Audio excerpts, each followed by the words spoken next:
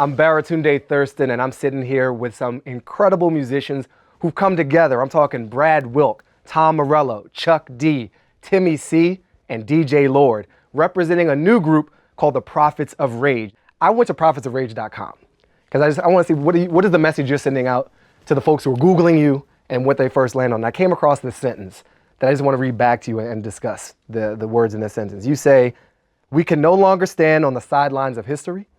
Dangerous times demand dangerous songs. It's time to take the power back." So I kind of want to diagram this sentence with you guys. We can no longer stand on the sidelines of history. Who's the we? Well, specifically, these musicians and these songs of Rage, Cypress Hill, and Public Enemy have come together in a potent musical alloy during a time when we feel that the world needs it. Me specifically and the band in general were outraged by the media's coverage of both Trump and Sanders campaigns, saying that they raged against the machine. Our message is one that is diametrically opposed to the two corporatist party system, and we had to have our voice injected into this by going on our own North American campaign, the Make America Rage Again tour. I like the hat, by the way. We call it the campaign, CAMPPAIN. Campaign. Pain of the people. Which is all of my summer camp experiences, by the way. It is, pain of the people, Yeah. and we bringing the pain on stage. Yeah. Well, the second sentence you have, you say, dangerous times demand dangerous songs. So I think everybody could understand what dangerous times means, whether it's gun violence, whether it's the unequal health outcomes that are happening, whether it's ISIS, whether it's the dangers of playing Pokemon Go as you walk into the streets. Like, these times are dangerous. But what is a dangerous song? What do you mean by that? Well, go ahead. For me, a dangerous song, let me say this, yeah. is like, we've played, this is the third convention we've played, and our music has created riots where police are on horseback shooting our fans with non-lethal weapons, and our music has created a barricade of police that prevented us from actually going to the stage to play our dangerous music. It was hundreds, if not thousands, of police dressed in riot gear to protect people from our dangerous music. That's the way I see it. Yeah. And then there's this last beat. It's time to take the power back. From who? Who's doing the taking? Was the power ever in the hands of those taking it back? I think that the reason why during the primary season you saw half the country voting for a fascist and the other half voting for a socialist is because people really do feel their powerlessness in the current system. The false choice, and I vote, and one of the candidates is more outrageously horrible than the other one, just make that clear. My idea is you should live in the world that you want. Imagine the world you really want, fight for that one. Don't settle for the one that's handed to you by the ruling class. That's what it means to take the power back. And Be Real could not be here today from Cypress Hill. He's also an important part of the thing and shares that message. And there's a danger in not paying attention. Tell me about that. This is just a danger in not paying attention. These songs stand the test of time. In music time or record business time, whatever that is, it's a long time. Yeah. But in real time, it's a short time. In many ways, not a lot has changed socially since 1990s or 1985, or systematically, I should say. Yeah. Maybe in technology, gadgets, perception, but a lot of the things in the institutions are still there. Pay attention and don't take anything for granted. When you see the longevity of your music in parallel with the longevity of the issues that your music has been talking about, what kind of mix of feeling does that bring up in you? Are you proud? Are you like, yeah, we made something that lasts? Or are you depressed? You're like, oh, we made something that lasts. We're a continuing part of a continuing struggle. Yeah. That's what I look at it. Yeah. I mean, it's we hoped with the release of Bomb Track that we would create an anarcho-syndicalist paradise. That didn't happen. So we're gonna have to make another. So we're gonna have to make another. Words right there. I need you to repeat that slowly. An anarcho syndicalist paradise. I don't even know what that means. And how long have you guys been working together? The idea is that these are songs that were confronting issues when they were written. Those issues have not gone away. Income inequality, brutality, police brutality, war and imperialism overseas. Those are issues that continue. But what also continues is resistance. And the resistance, an important part of resistance is culture. And we reflect the times, and we make music that hopes to have an impact on the times. You've also called yourself, Prophets of Rage, a revolutionary supergroup. And what's the revolution? I mean, I think there are a number of revolutions. One is, the first revolution that has to happen is overthrowing the idea that the status quo is fixed. Right. And that is... Imagine the world that you want. That's to correct, be, that's right? correct. Yeah. And that's crucial at any historical epoch. And as opposed to using the word supergroup, I think Tom's definition of when we first assembled, explains it clearly, and then maybe supergroup is after that. And that was a task force of revolutionary musicians come together to, pimp slap the establishment. You're the Avengers. I get it. It's something like that. To pimp slap the establishment. Some might have issue with the language pimp slapping, but I get what you're saying. Yeah. It happens. Yeah. Yes, Well, I mean, I have issue with the language too, Yeah. but I still want to pimp slap the establishment. Yeah. Oh, y'all are a trip. Okay. The rage that you are reuniting around to make America rage again. One of the issues that's making a lot of people rage is income and wealth inequality. Something that we've had a lot of practice at in this country from the outset, but we've perfected over the past couple of generations. And the numbers are even more off the charts than they have been a few decades ago. Why do you think that this issue has been so resonant in the campaigns that you described earlier and in the mood of the country? I mean, you have been in touch with this country for decades in crowds of people. What have you seen that makes you understand why this moment feels so powerful around this? I mean, first of all, we've got the greatest income inequality since the Roman Empire. Which is great. Yeah, like, we're number one. That's amazing. I mean, Go the wealthiest 62 people on the planet own as much wealth as the poorest 3.6 billion. Half of the earth doesn't have as much wealth as the richest 62 people. It's outrageous. I mean, over the course of the last few decades, all of the benefits of globalization have been reaped by the tiniest 0.00%. And this has been a scheme that's been supported by Democrats and Republicans alike. Then, when you have these outrageous candidates like Trump and Sanders, raise their hand and say that's not right, giving voters an option that's not the normal Wall Street teat-suckling candidates that you always get. Why, can I just ask you something? Why do you mince your words? Like, I feel like you have something you're trying to say, but you hold back.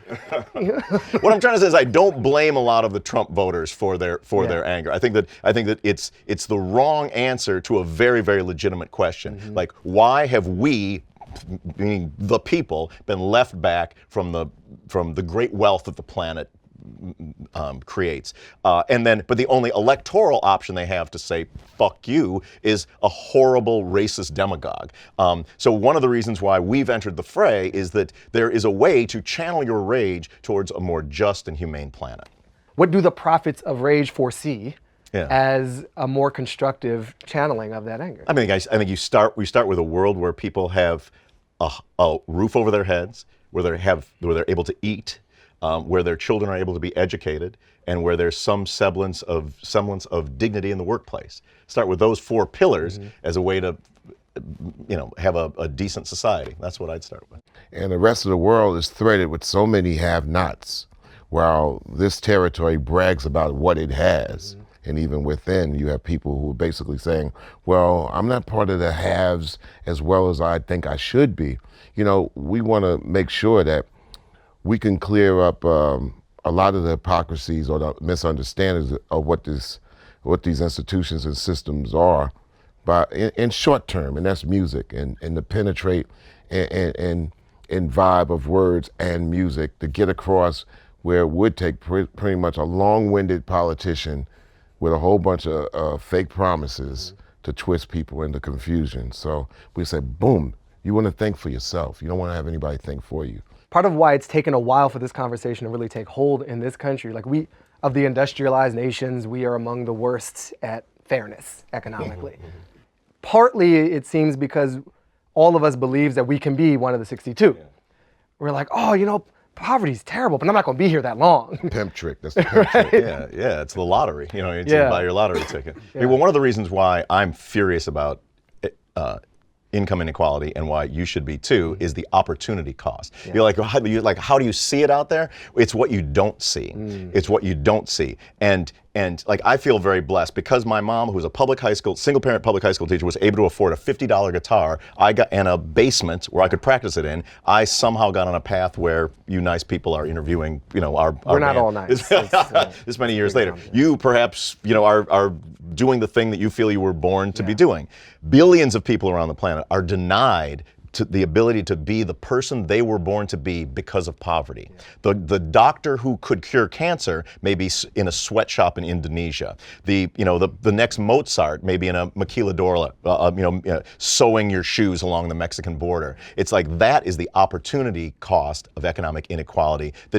It's so great and so, the cost is so great and it is so horrible that what the world is denied by denying the talents and the sort of the fruits of humanity who are just suppressed because of poverty. You see the lashing out, and especially among young people who are not necessarily buying the choices that are being put before them. What do you all think needs to happen to reduce that? Do you think it's possible to reduce it? I assume you do, or else you wouldn't do the work you are, but how do you chip away at that feeling that it's not even worth it to participate? Well, one, you just look at history and how has change happened before. Change happens. like the Berlin Wall fell, apartheid was overcome, women got the right to vote, lunch counters were desegregated. It's an election season. We put this band together. There's we talk a lot about politics, we talk a lot about economics. The key thing before any of that is it has to be a devastating rock and roll band. When you put on a show, it's not a college lecture, and we are not handing out flyers outside of Starbucks. First and foremost, the message is in the mosh pit. And the way that this music, the history of music and the alloy of this band comes together, it's much more than the spoonful of sugar that makes the medicine goes down. It's the devastating rock and roll, hip hop, funk, merciless sonic power that is created, that is the delivery system of the message. And that's why I think, why we've been acquainted for so long, why we've come together now is first and foremost, that has to be it. Yeah, campaign. CAMPPAIN. Look, I'm telling you, you're really trying to make that happen. Greatness don't come without pain. When I'm aside, I'm looking at Tom, looking at Brad, looking at Timmy, and the Lord, and also Be Real. I'm like in awe when I look at these guys. I'm like saying, yo, man, how the fuck do you do what you do? I'm like, and there had to been a lot of frustrating, painful days and nights to get, where I'm like, it's his fault. To get to his level. I would not be at the level that I'm at had it not been for this gentleman right here. I would not be sitting here today. I don't think any of us would be if it weren't for But what I was saying is I think we're also in a time where new generations move in so quickly, and they're not kind of taught, or they're undertaught the pain of what it takes to be flawless. As you all are mutual fans of each other's work, as you've had a chance to play each other's songs or play your own songs again, have you rediscovered parts of what you originally felt when you created the music? Have you found new things in it because of your distance from it, because the country that you're playing it in is a bit different, because you're playing with people from other groups? How is the underlying music felt? Yeah, for playing the Rage songs, I think whenever you add different chemistry in the mix, so with Be Real and Chuck and DJ Lord, it changes things, and it's still, these songs feel so exciting, and to have, like, his voice is so iconic. The second he opens up his mouth, it's like, it's an unbelievable feeling. And Be Real, it's like our frequency chart with the 6 of us is huge, and I've never experienced anything quite like that. So it's amazing. And then playing Cypress Hill songs and Public Enemy songs and doing different takes on those songs is amazing. Yeah. It's a whole refreshing situation, man. I've been playing Public Enemy songs for eons, Rage Against the Machine songs for eons, Cypress Hill songs for eons, but it's it's a whole new element now. I've been chasing this man for years, trying to figure out what patterns he's playing on his guitar and biting scratches and styles. And every time we would see each other on the road, like, dude, I'm gonna battle you. He's like, no, I'm gonna battle you, dude. I'm loving this song. I'm loving Calm Like a Bomb. I'm gonna learn it and scratch and meet you next time. And lo and behold, fast forward, here we are. Yeah. So it's a whole new dynamic. I mean, it feels like I'm learning how to DJ again, and I love it. If I replay everything you guys just said, and I imagine that we're not talking about the Prophets of Rage, we're talking about the United States of America, or we're talking about the world, I start to get a taste for what you're going for. Yeah. It's really... The membership and the music manifests the solidarity that we try to project at the show. Mm-hmm. You know, with Be Real, with our Chicano brother, Be Real is not here today, but you see it on stage, you see it in the crowd, you hear it in the you know, from the metal to the punk to the hip hop to the, you know, from the hip hop elements of the show to the hard rock elements of the show. It's like it's an amalgam of the United States that comes through the speakers, and you know, people hear it back, and they're seeing and hearing a different version of America than they're spoon-fed by the nightly news, but they're spoon-fed by the two candidates. Yeah.